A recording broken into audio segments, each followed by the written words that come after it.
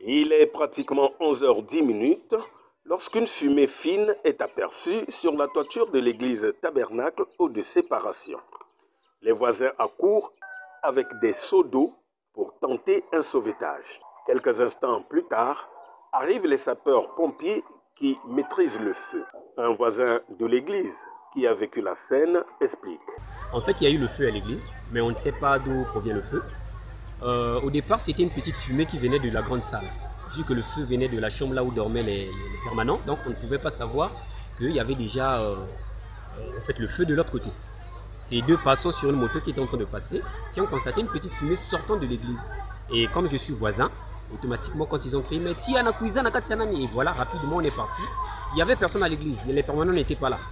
Donc on était obligé de défoncer la porte, d'essayer de faire le minimum qu'on pouvait, donc avec des seaux d'eau, on a essayé d'éteindre le feu, jusqu'à ce que les services pompiers arrivaient et ont fait le bon travail. Cet incendie d'une église semble être une première pour la ville de Nkayi. Au moment où il est déclaré, aucun membre de l'église n'est présent, pas même les permanents qui occupent l'antichambre où tout a été calciné. Pour l'étendue des dégâts, suivons l'administrateur de cette église, M. Moussini. J'étais de passage et j'étais surpris de voir qu'il y a un attroupement ici. Quand j'accours, c'est l'incendie qui s'est déclaré. Il y a eu des agents du service sapeurs-pompiers qui ont pu maîtriser l'incendie.